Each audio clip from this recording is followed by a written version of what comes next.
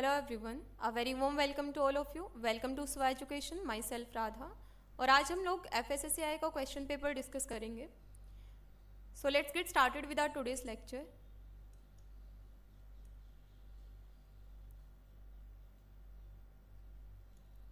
So the first question is, the quantity of milk and of nut and seed that an adult should consume to prevent deficiencies as recommended by NIN/ICMR my plate for the day is। So question में क्या पूछा गया है, ICMR के according एक adult को कितना quantity में मिल्क और नट और सीड लेना चाहिए, कंज्यूम करना चाहिए, ताकि वो उनके डिफिशियंसी से प्रिवेंट हो सके।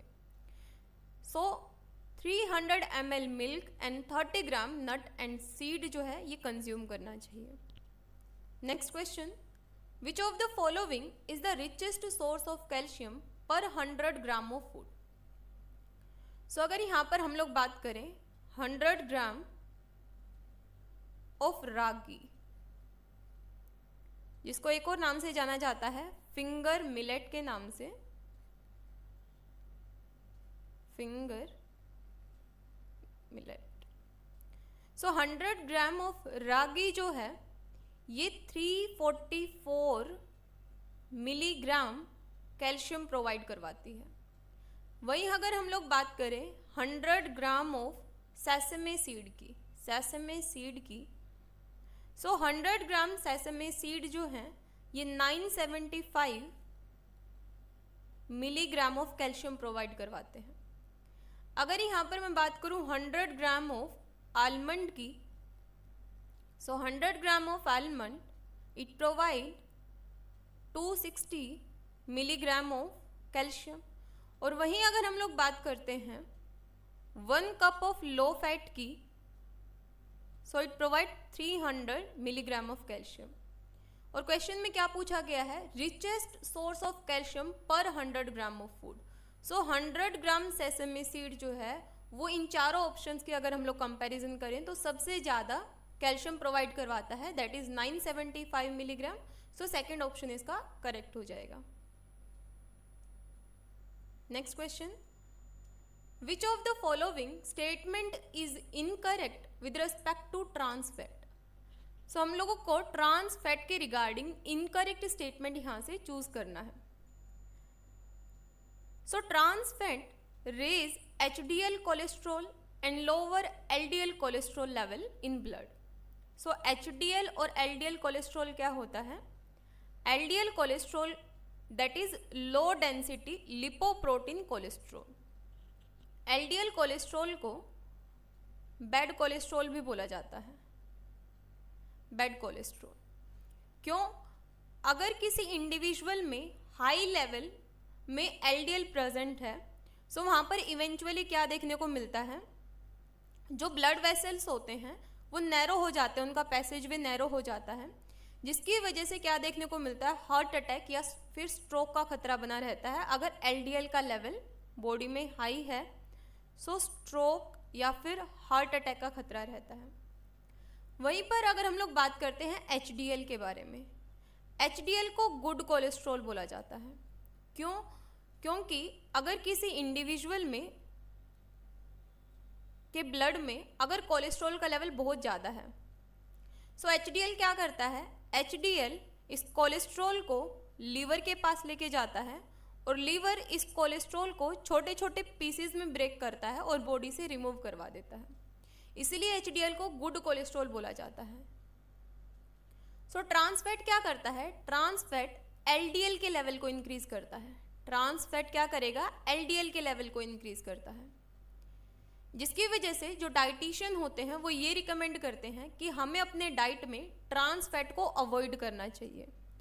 ट्रांस फैट कहाँ पर देखने को मिलता है, ट्रांस फैट जनरली जैसे केक हो गया, कुकीज़ हो गई, जो बेकिंग फूड हो गए या फिर जो फ्राइड फूड हो गए, वहाँ पर देखने को मिलता है।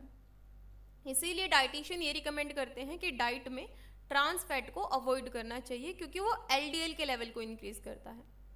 नेचुरली जो मिल्क वगैरह होता है उसमें भी ट्रांस फैट प्रेजेंट होता है, बट वो इतना हार्मफुल नहीं होता जो इंडस्ट्रियल ट्रांस फैट जो कि हम लोगों को केक, कुकीज़ या फिर फ्राई फूड में देखने को मिलता है उसके कंपैरिजन में। सो पहला ऑप्शन यहाँ पर बोला गया है trans fat raise HDL cholesterol level, लेकिन ट्रांस फैट जो होता है वो एलडीएल के लेवल को इंक्रीज करता है, ना कि एचडीएल के लेवल को। और क्वेश्चन में हम लोगों से इनकरेक्ट स्टेटमेंट चूज करने को बोला गया है, इसलिए पहला जो स्टेटमेंट है वो करेक्ट हो जाएगा। सेकंड बोला गया है small quantity are naturally present in dairy and meat fat. So trans fat का स्मॉल क्वांटिटी डेयरी या मीट फैट दोनों में प्रेजेंट होता है। इंडस्ट्रियल ट्रांस फैट जो होता है वो ज़्यादा हार्मफुल होता है नेचुरल ट्रांस फैट के कंपैरिजन में, that is also correct. And baking और फ्राइंग फूड्स में जो ट्रांस फैट होता है वो वहाँ पर देखने को मिलता है जो उसके टेस्ट या टेक्सचर को इम्प्रूव करता है, that is also correct. Next question, which of the following vitamin has a chromane ring in its structure. So यहाँ पर कौन कौन से विटामिन दिए गए हैं, vitamin A, vitamin D, vitamin E and vitamin K. ये सारे के सारे विटामिन क्या है, फैट सोल्यूबल विटामिन है।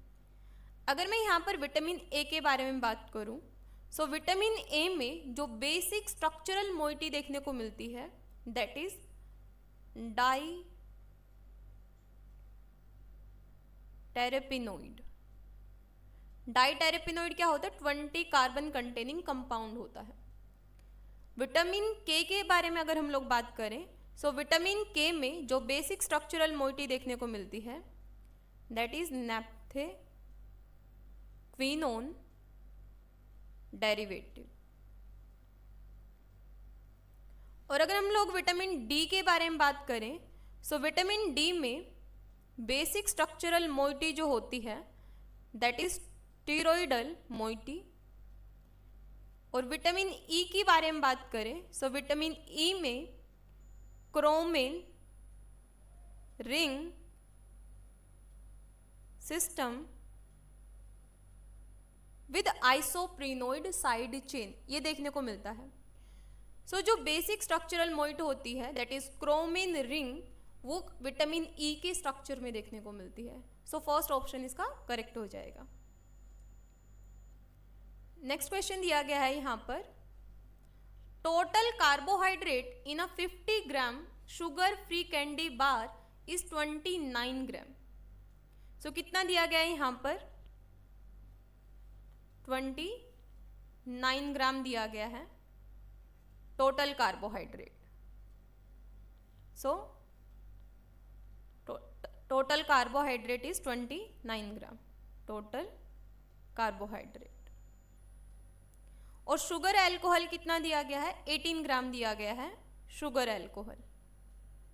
शुगर अल्कोहल, लेकिन शुगर अल्कोहल जो होता है वो कंप्लीटली एब्जॉर्ब नहीं हो पाता, इनकम्प्लीटली एब्जॉर्ब होता है, इसलिए हम लोग एस्टिमेटेड हाफ क्वांटिटी लेके चलते हैं। सो 18/2 दैट इज 9 ग्राम हम लोग लेके चलेंगे। So 9 gram sugar alcohol in your blood sugar. So यहाँ पर पूछा गया है how many calories will you get from carbohydrate if you consume the full bar. कितना कैलोरी हम लोगों को मिलेगा। सो अगर हम लोग टोटल कार्बोहाइड्रेट निकालें, so 29 gram minus 9 gram sugar alcohol is equal to 20 gram carbohydrate. So the total carbohydrate per serving कितना देखने को मिलेगा, 20 ग्राम पर सर्विंग। और 1 ग्राम कार्बोहाइड्रेट कितना कैलोरीज लेके रखता है, 4। So 20 into 4 is equal to 80 calorie. Next question, as per regulation psyllium husk used as permitted prebiotic is manufactured from dry seed coat of। So ये जो हस्क होता है, husk clean and dry seed coat जो होता है उसको separated कैसे किया जाता है, विनोइंग के थ्रू या फिर थ्रेसिंग के थ्रू किया जाता है। कौन से सीड से, Plantago ovata Forssk. So it is manufactured from Plantago ovata Forssk. Next question, which of the following is a phytotoxin. So phytotoxin, phyto यानी प्लांट, टॉक्सिन यानी जो टॉक्सिक सब्सटेंस होगा। पहला दिया गया है साइनोजेनिक ग्लाइकोसाइड, फ्यूमोनिसिन, पेटुलिन, डिऑक्सिनिवेलिनोन। सो जो साइनोजेनिक ग्लाइकोसाइड होता है that is the example of phytotoxin, that is the example of phytotoxin. ये मोस्टली 2000 जो प्लांट स्पीसीज होते हैं एटलीस्ट उनमें ये देखने को मिलता है साइनोजेनिक ग्लाइकोसाइड। अगर हम लोग स्टेपल फूड के बारे में बात करें तो सोरगम में स्पेशली साइनोजेनिक ग्लाइकोसाइड नाम का फाइटोटॉक्सिन वहां पर प्रेजेंट होता है। क्या देखने को मिलता है?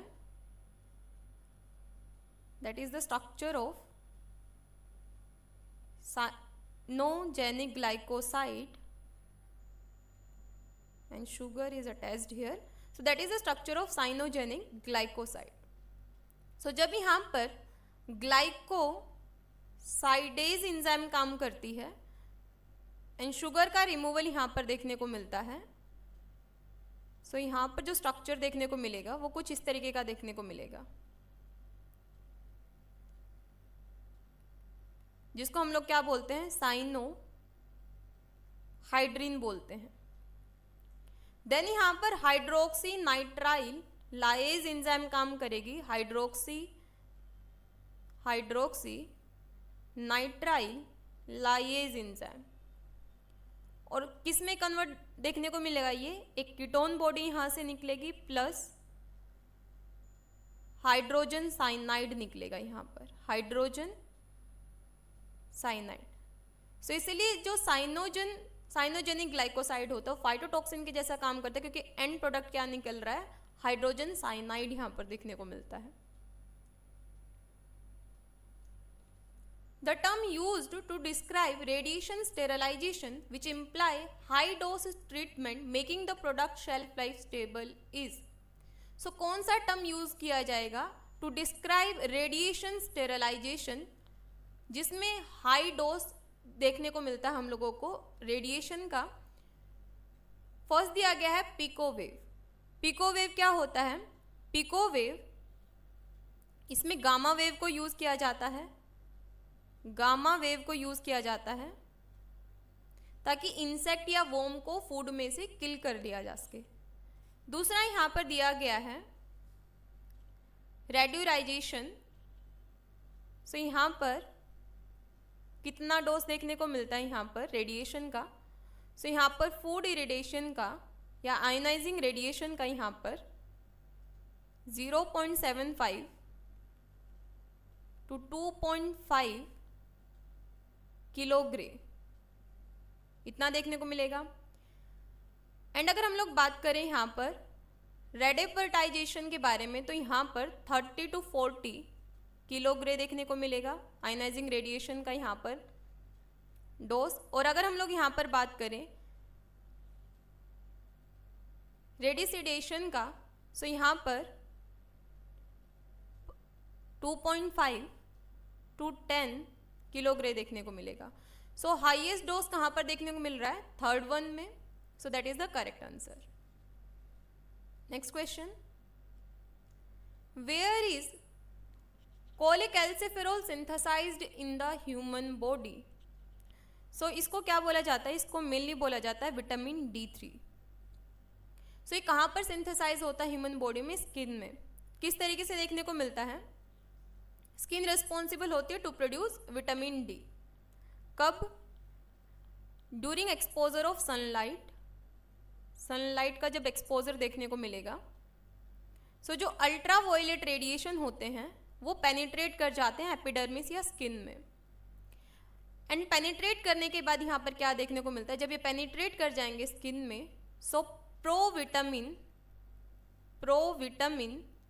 D3 को यहाँ पर फोटोलाइज किया जाता है, ब्रेक किया जाता है प्री विटामिन D3 में। प्री विटामिन D3 में यहाँ पर इसको ब्रेक किया जाएगा। देन यहाँ पर क्या देखने को मिलता है? जो प्री विटामिन D3 था वो कहाँ पर एंटर करेगा? विटामिन D3 सर्कुलेशन में एंटर करेगा,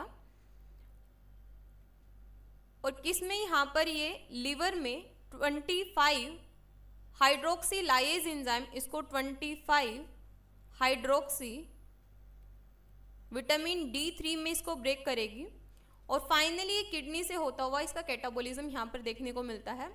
सो इसका आंसर क्या हो जाए? कहाँ सिंथेसाइज देखने को मिलेगा? एपिडर्मिस या फिर स्किन में।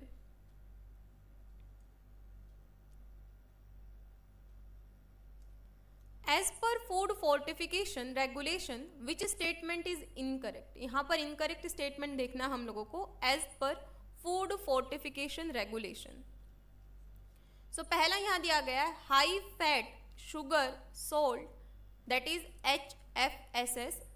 H means high fat, S means sugar, S means salt. Food are excluded from fortified processed food category.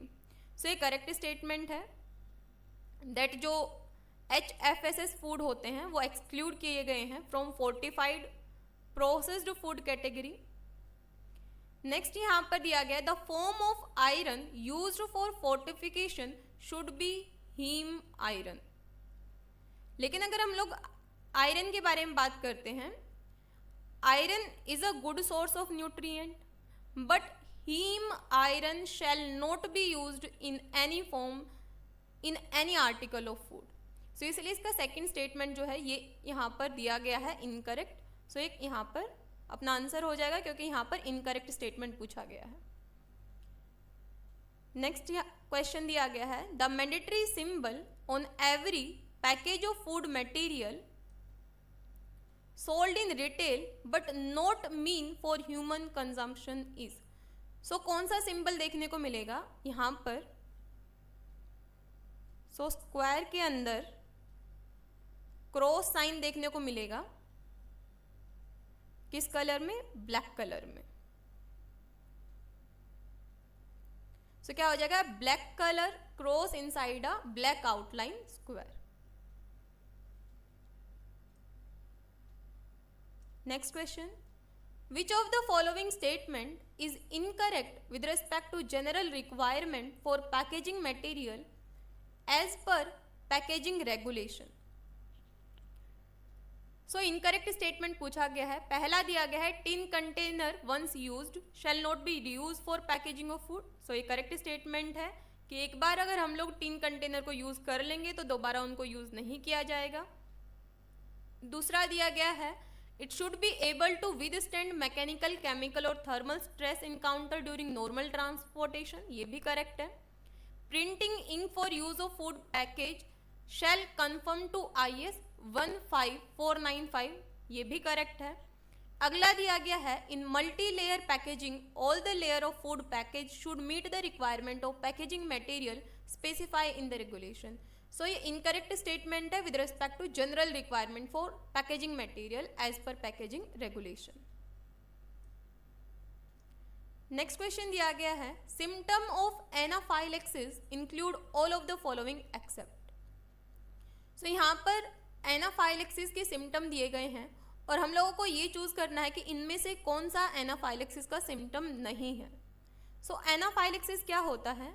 Anaphylaxis एक सीवियर एलर्जिक रिएक्शन होता है। ये एलर्जिक रिएक्शन होता है। इवन दो इसका इतना पोटेंशियल होता है कि लाइफ थ्रेटनिंग भी हो सकता है। सो एनाफाइलेक्सिस क्या है? एक एलर्जिक रिएक्शन है। सो यहाँ पर सिम्टम दिए गए हैं एनाफाइलेक्सिस के, हमको उसमें से ये बताना है कि कौन सा एनाफाइलेक्सिस का सिम्टम नहीं है। सो फीलिंग फेंट और डिजी ये सिम्टम है एनाफाइलेक्सिस का। सेकेंड दिया गया है ब्रीथिंग डिफिकल्टी, सांस लेने में डिफिकल्टी होना, that is also the symptom.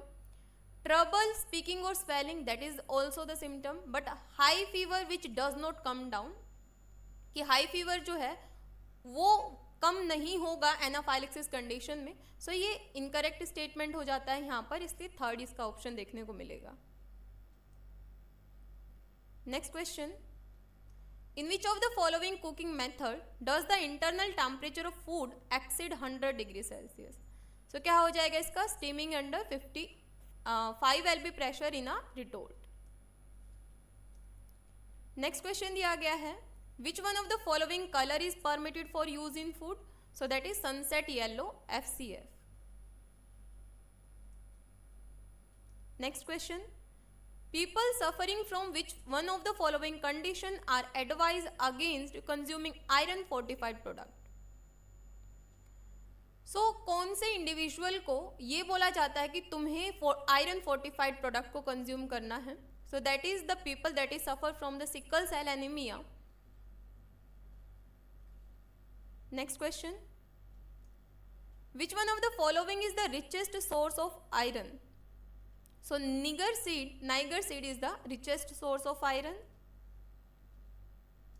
Next question, which of the following statement are incorrect with respect to aerobic mesophilic plate count?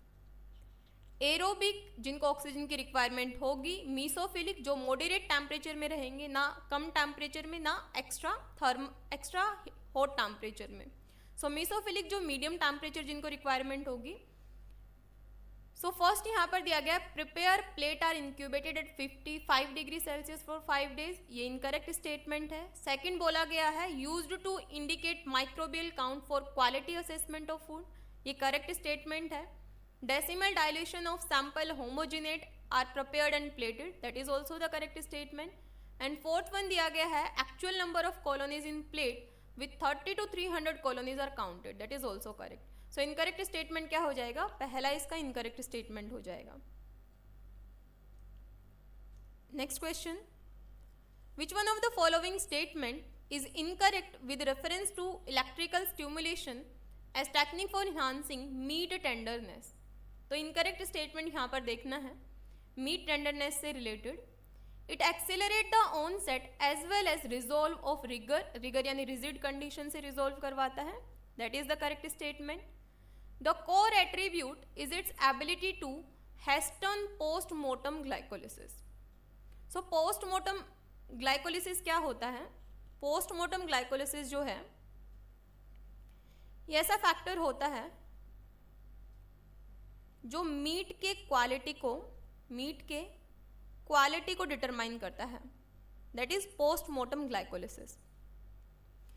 अगर रैपिड या एक्सेसिव ग्लाइकोलिसिस देखने को मिल रही है, रैपिड या एक्सेसिव ज़्यादा अमाउंट में ग्लाइकोलिसिस देखने को मिल रही है, सो क्या देखने को मिलता है? As a result of that, pale, soft, exudative इस कलर का मीट देखने को मिलेगा. और अगर इनसफिशिएंट ग्लाइकोलिसिस है, सो उस कंडीशन में डार्क, फर्म और ड्राई मीट देखने को मिलेगा. सो इसलिए जो पोस्टमार्टम ग्लाइकोलिसिस होता है, ये मीट के क्वालिटी को डिटरमाइन करता है on the basis of that जो पोस्टमार्टम ग्लाइकोलिसिस या ग्लाइकोलिसिस है वो एक्सेसिव अमाउंट में देखने को मिल रहा है या फिर इनसफिशिएंट अमाउंट में देखने को मिल रहा है.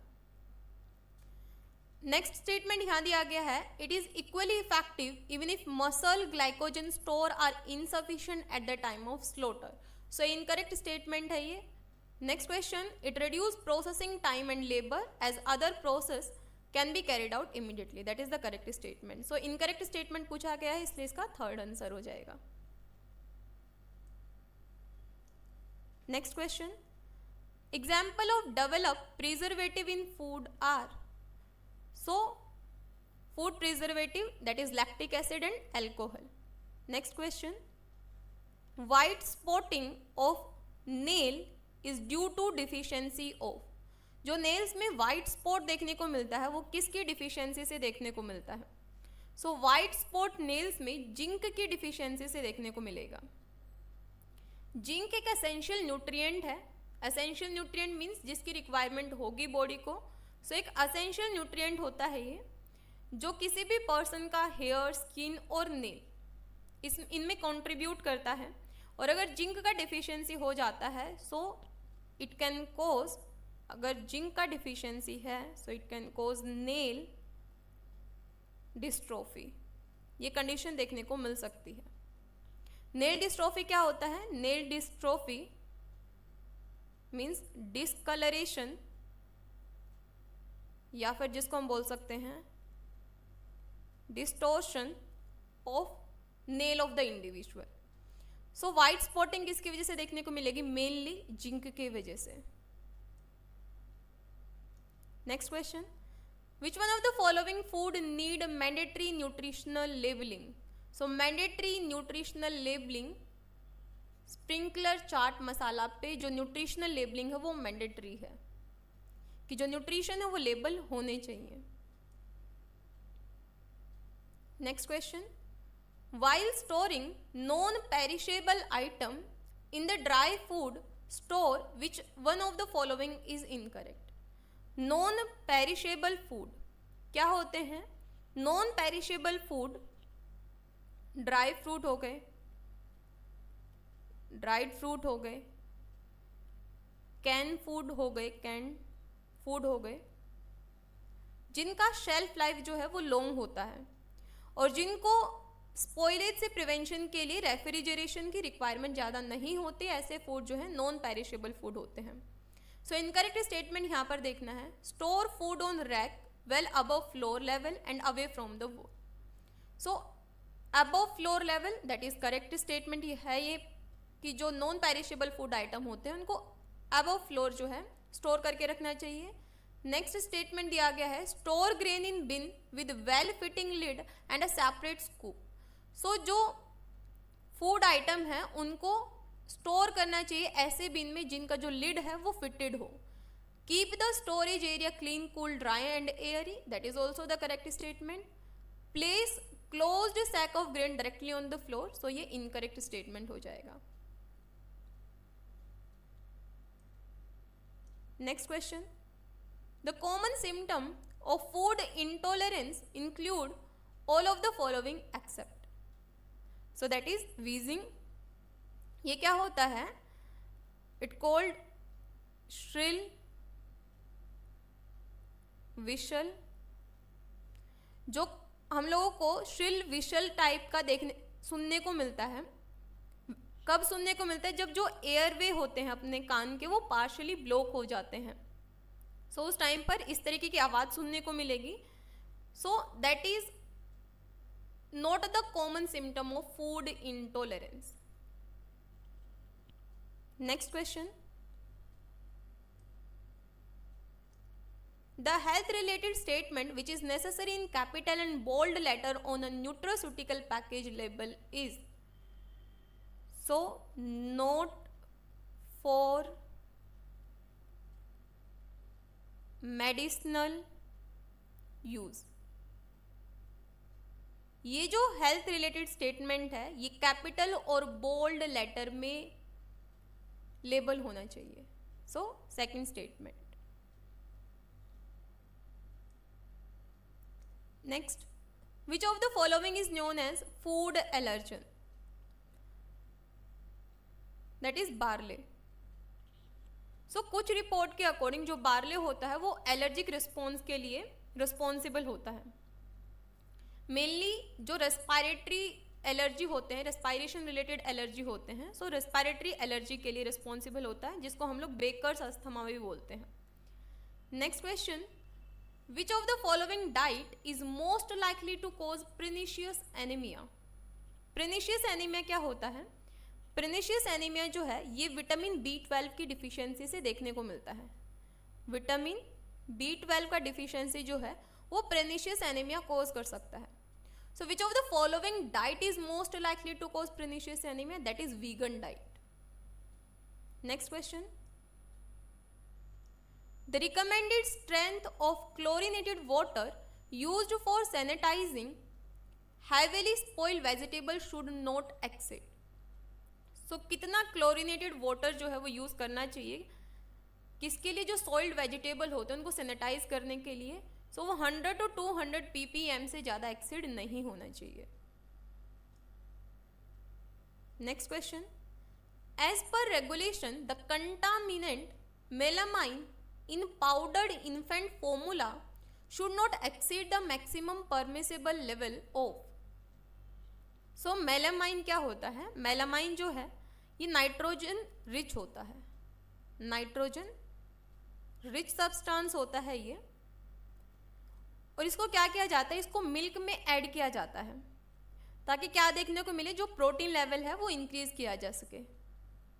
सो इसका कुछ स्टैंडर्ड क्वालिटी होता है। सो मेलामाइन को अगर हम लोग मेनली बोले तो ये कार्बन रिलेटेड केमिकल होता है जिसे डेयरी प्रोडक्ट्स में ऐड किया जाता है, या फिर एक तरीके से बोल सकें कि अगर ये ज़्यादा अमाउंट में ऐड हो जाता है तो ये हार्मफुल इफेक्ट कॉज करता है। सो मिलावट करने के लिए भी इसको यूज़ किया जाता है, और अगर ये ज़्यादा अमाउंट में यूज़ कर लिया जाता है सो किडनी रिलेटेड प्रॉब्लम्स जो हैं वो देखने को मिल सकते हैं।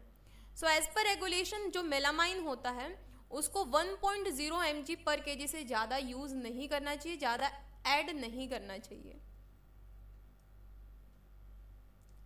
A dry, grainy and brownish discoloration seen on frozen meat and poultry is called.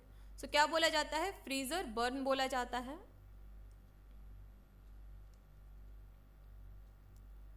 How many statements are correct with respect to measure to be taken to prevent cross contamination? So cross contamination prevention के लिए यहाँ पर कुछ statement दिए गए हैं और हम लोगों को करेक्ट स्टेटमेंट चूज करना है। पहला दिया गया है keep raw food and ready to eat food separate at all time. हम लोगों को जो रो फूड है और जो रेडी टू ईट फूड है दोनों को सेपरेट रखना चाहिए। सो ये करेक्ट स्टेटमेंट है। वॉश हैंड थोरली आफ्टर हैंडलिंग रो मीट। अपने हाथों को थोरली वॉश करना चाहिए। रो मीट को अगर हम लोग लेते हैं उसके बाद में हाथों को वॉश करना चाहिए। Use separate colour coded chopping board and knife for raw meat, fish, fruit, vegetable and ready to eat food. So हम लोगों को सेपरेट चॉपिंग बोर्ड यूज़ करना चाहिए, सेपरेट नाइफ यूज़ करना चाहिए रो मीट, फिश, फ्रूट या vegetable को chop करने के लिए। सो ये भी करेक्ट स्टेटमेंट है। Keep raw meat and poultry above ready to eat food in the refrigerator.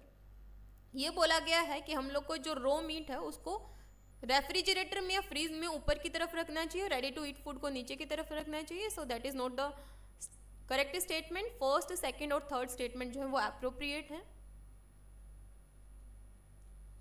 Next question, which of the following are gram negative selective media. So MacConkey agar media जो होता है ये भी gram negative selective differentiative media होता है। Crystal violet tetrazolium अगार जो होता है ये भी ग्राम नेगेटिव सिलेक्टिव मीडिया होता है। वॉयलेट रेड बाइल अगार भी ग्राम नेगेटिव सिलेक्टिव मीडिया होता है, एक्सेप्ट ट्रिपल शुगर आयरन अगार। सारे के सारे जो अगार मीडिया होते हैं ये सारे ग्राम नेगेटिव सिलेक्टिव डिफ्रेंशिएटिव मीडिया होते हैं। सो थर्ड स्टेटमेंट इसका करेक्ट हो जाएगा। Which of the following statement are correct with respect to sugar alcohol? So regarding sugar alcohol कुछ स्टेटमेंट दिए गए हैं और हम लोग को यहाँ पे चूज करना है कि कौन सा करेक्ट स्टेटमेंट है। पहला, they may be found in food that are labeled sugar free or no added sugar. So ये करेक्ट स्टेटमेंट है। may be found हो सकता है कि ये पाया जाए। they are not digested or absorbed easily. So ये भी करेक्ट है कि ये easily digest या absorb नहीं होगा। Hydrogenated starch hydrolysates are produce by mixing different sugar alcohol. ये भी करेक्ट स्टेटमेंट है। They contain the type of alcohol found in alcoholic beverage. कि जो शुगर अल्कोहल होता है वो उसी टाइप का अल्कोहल कंटेन करके रखता है जो अल्कोहलिक बेवरेजेस में देखने को मिलता है। सो ये इनकरेक्ट स्टेटमेंट हो गया। Next question, How many of the following are prebiotic permitted for use in health supplement and nutraceutical? So prebiotic क्या होते हैं? Prebiotic जो है ये प्लांट फाइबर्स होते हैं। क्या होते हैं? प्लांट फाइबर्स होते हैं ये। So ये क्या करते हैं? ये जो हेल्दी बैक्टीरिया होते हैं, हेल्दी बैक्टीरिया होते हैं गट में, हमारे गट में उनकी ग्रोथ को स्टिमुलेट करते हैं, यानी कि उनकी ग्रोथ करवाने के लिए रिस्पॉन्सिबल होते हैं। इसीलिए हम लोग ये बोल सकते हैं दैट प्रीबायोटिक जो है वो एज अ फर्टिलाइजर काम करते हैं बेनिफिशियल बैक्टीरिया के लिए। और ये जो प्रीबायोटिक होते हैं ये मेनली कहाँ पर देखने को मिलते हैं? फ्रूट में, वेजिटेबल में। सो दे कंटेन कॉम्प्लेक्स कार्बोहाइड्रेट जैसे फाइबर हो गया, रेजिस्टेंट स्टार्च हो गया। सो प्रीबायोटिक जो है ये प्लांट फाइबर मेनली देखने को मिलते हैं फ्रूट और वेजिटेबल्स में। सो यहाँ पर पूछा गया है how many of the following are prebiotic permitted for use in health supplement. So क्या हो जाएगा, लैक्टुलोज, पैक्टिन, पॉलीडेक्स्ट्रोज, आइसोमाल्ट, ये सारे प्रीबायोटिक जो होते हैं इनको परमिट किया गया है that we can use it in health supplement and nutraceutical. Next question, which of the following statement are correct with respect to procedure for thawing food. पहला, ensure that the temperature of food being thawed does not exceed 5 degree Celsius. 5 degree Celsius से ज़्यादा temperature नहीं होना चाहिए, सो ये correct है। Thawed material should not be refrozen, दोबारा freeze नहीं करना चाहिए, ये भी करेक्ट है। Meat kept for thawing should be placed in a perforated pan with a tray underneath in refrigerated, ये भी करेक्ट है। And food can be thawed in a microwave oven provided it is going to be cooked immediately, that is also correct. So thawing food related ये सारे statement correct है, इसलिए इसका fourth option all of the above correct हो जाएगा। Next question, with respect to function and requirement of vitamin D in the body which of the following statement are correct। so vitamin D के कुछ functions यहाँ पर दिए गए हैं। पहला दिया गया है विटामिन डी कैल्शियम के एब्जॉर्प्शन में हेल्प करता है, सो ये करेक्ट स्टेटमेंट है कि विटामिन डी कैल्शियम के एब्जॉर्प्शन में हेल्प करता है। विटामिन डी जो होता है ये बोन्स और टीथ में भी काम करता है, स्ट्रेंथ प्रोवाइड करवाता है, ये भी करेक्ट स्टेटमेंट है। ये ब्लड में कैल्शियम फॉस्फोरस के लेवल को मेंटेन करके रखता है, ये भी करेक्ट है। मेलेनिन एक पिगमेंट होता है स्किन में, interfere with the synthesis of vitamin D, ये भी करेक्ट स्टेटमेंट है। So all the options are correct regarding vitamin D. Which of the following are mycotoxin, यहाँ पर कुछ ऑप्शन दिए गए हैं और ये पूछा गया है कि कौन सा माइकोटॉक्सिन है। सो माइकोटॉक्सिन क्या होता है, माइकोटॉक्सिन नेचुरली अकरिंग टॉक्सिन, किसके थ्रू ये प्रोड्यूस किया जाता है। सो माइकोटॉक्सिन जो है मेनली प्रोड्यूस किया जाता है फंगस के थ्रू। So which of the following are mycotoxin, so dioxin, nivalenol and fumonisin जो है ये एग्जाम्पल है माइकोटॉक्सिन के। Next, apart from adding a sweet taste with less calorie per gram than sugar, which of the following statement are correct with respect to sugar alcohol. Sugar added bulk and texture, correct statement है कि जो sugar alcohol है वो bulk और texture add कर देता है।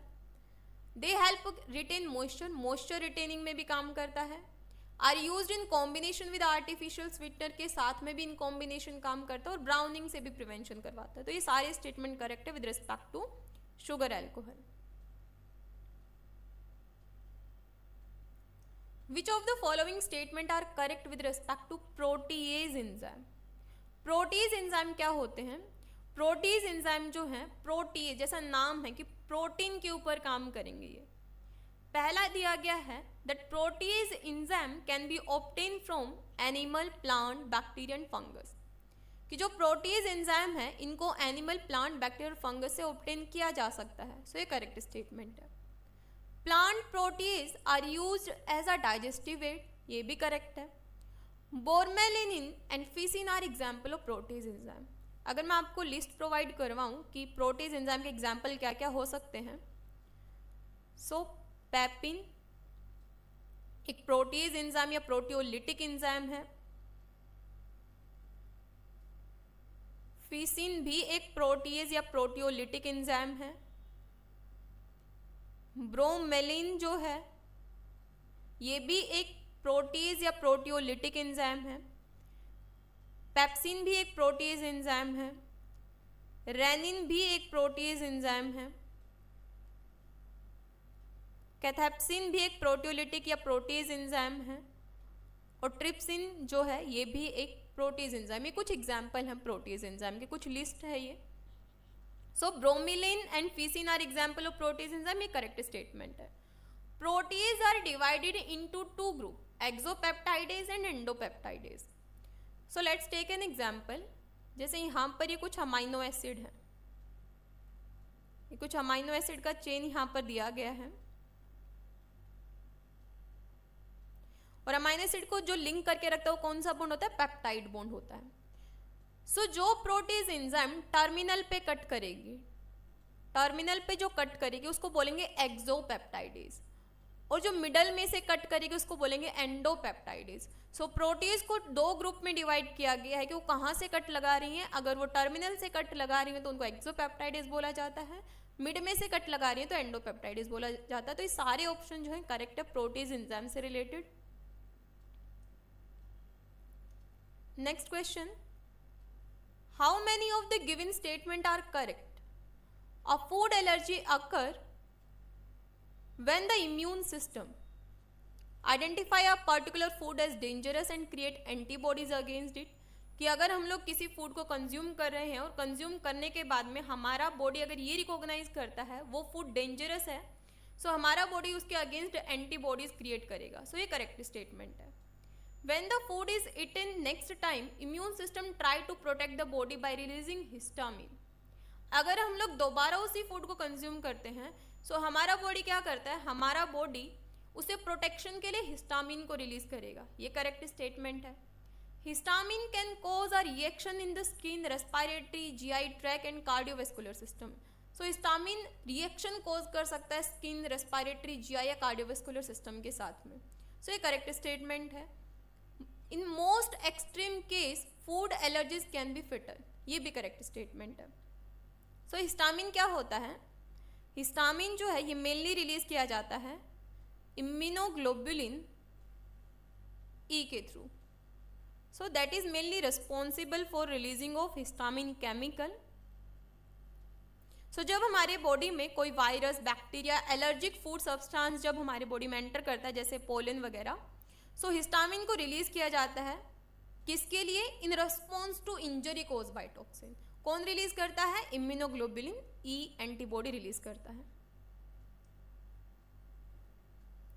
Next question, which of the following are correct with respect to use of microbial enzyme in food industry? So with respect to microbial enzyme कुछ स्टेटमेंट दिए गए हैं।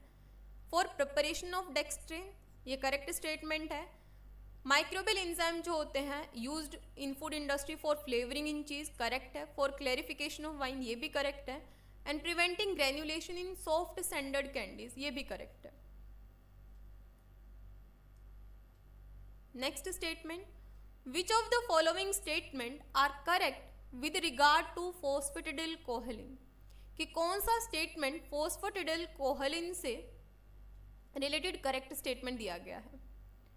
जो फॉस्फेटिडिल कोहेलिन होता है, अगर हम लोग बात करते हैं प्लाज्मा मेम्ब्रेन के बारे में, सो plasma membrane mainly lipid, protein और कार्बोहाइड्रेट इनका कंस्टिट्यूएंट होती है, कार्बोहाइड्रेट। और मेनली कौन से लिपिड प्रेजेंट होते हैं? मेनली 3 तरीके के लिपिड होते हैं, ग्लाइकोलिपिड एंड कोलेस्ट्रॉल जिसको स्टेरोल भी बोलते हैं हम लोग, एंड फॉस्फोलिपिड। और फॉस्फोलिपिड को भी फर्दर 2 कैटेगरी में डिवाइड किया जाता है। अगर ग्लिसरॉल बैकबोन है सो ग्लिसरोफॉस्फोलिपिड, ग्लिसरोफॉस्फोलिपिड। और अगर स्फिंगोसिन बैकबोन है सो स्फिंगोफॉस्फोलिपिड, स्फिंगोफॉस्फोलिपिड। और जो ग्लिसरोफॉस्फोलिपिड होते हैं वो भी फर्दर कैटेगराइज किए जाते हैं, जैसे फॉस्फेटिडाइल इथेनोलामाइन, फॉस्फेटिडाइल सेरीन एंड फॉस्फेटिडल कोहेलिन, फॉस्फेटिडल कोहेलिन। और इसको एक और नाम से जाना जाता है लेसिथिन के नाम से। और प्लाज्मा मेम्ब्रेन क्या होती है? लिपिड बाई लेयर होती है। क्लियर? सो फॉस्फेटिडिल कोहेलिन से रिलेटेड कुछ स्टेटमेंट यहाँ पर पूछे गए हैं। पहला, it is also known as lecithin, बिल्कुल इसको लेसिथिन भी बोला जाता है। It is natural emulsifier present in egg yolk, ये भी करेक्ट है। The phosphate group of the molecule is esterified to the quaternary N base choline, बिल्कुल कि जो फॉस्फेट ग्रुप होता है वो एस्टर ग्रुप फॉर्म करके रखेगा कोहेलिन ग्रुप के साथ। Next one is it contain 3 saturated fatty acid in structure, ये भी करेक्ट है। इसके अलावा जो फॉस्फेटिडाइल कोहेलिन है, sorry it contain 3 saturated fatty acid, 3 saturated fatty acid इसके पास प्रेजेंट नहीं होंगे, ये इनकरेक्ट है। इसके अलावा जो फॉस्फेटिडाइल कोहेलिन से रिलेटेड कुछ स्टेटमेंट है, पहला स्टेटमेंट तो ये है, इसको लेसिथिन के नाम से जाना जाता है। दूसरा स्टेटमेंट, ये अमीनो एल्कोहल और कोहेलिन, इन दोनों का कॉम्बिनेशन है। एंड थर्ड वन इज, ये मेनली एग योक में तो देखने को मिलता है, इसके अलावा सोयाबीन में भी ये देखने को मिलता है। इसके अलावा ये it is the component in lipid bilayer of the cell membrane